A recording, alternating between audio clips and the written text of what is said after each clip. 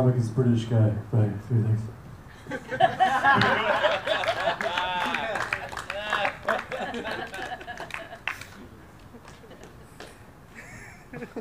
Yeah, I'm up here. There's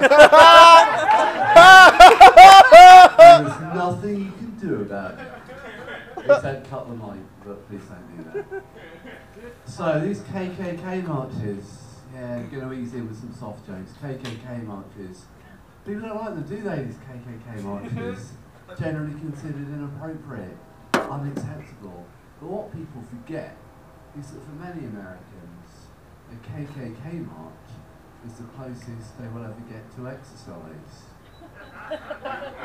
It's not just crosses being burned on these marches, is it? Calories as well. That's a joke about the digestive system. Say what you will about racists, but they process food in much the same way that we all do.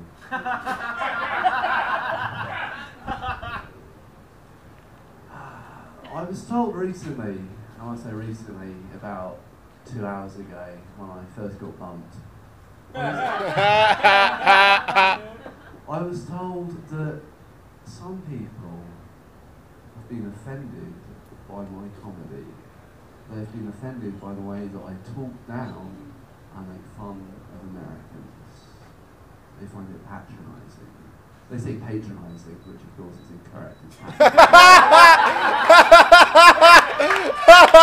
Our language, we invented it, the clue's in the name. English language. You had your own indigenous people and language, but you chose to go in a different direction. So, basically, when I make fun of Americans, right, it's all a joke. I don't mean it. If I hated America, I wouldn't be here. I'd be in England, where we have tea and manners. And people understand jokes. Right? What I do on stage, right, what I do is subvert and satirise preconceived notions of American ignorance. And the stereotype of British intellectual superiority. So when I do my jokes, right, I'm not making fun of you. What I'm doing is cleverly making fun of myself, right?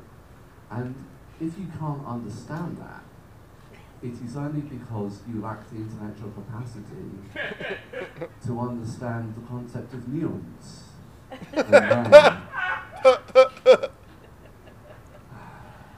So I don't mean it when I say that you're intellectual dimwits, right? Dimwits is another English word.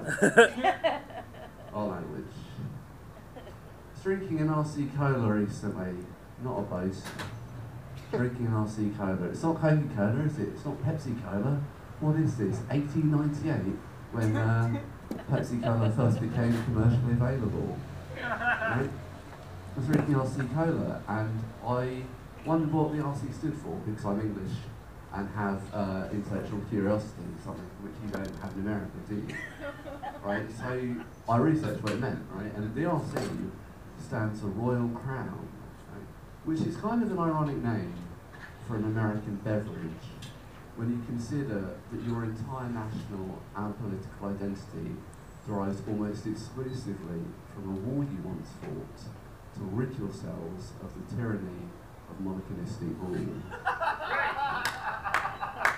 That's a big word. Basically, what it means, yeah, is that you wanted to overthrow the crown, the royal crown of England, yeah? So, it's ironic then, isn't it, to name a beverage Royal Crown in a democratic, republican country, like Republican as in you have a republic. You don't have a Republican government yet. Trump for 2016. I've been James Dio and enjoy the rest of the show. Yeah! Trump.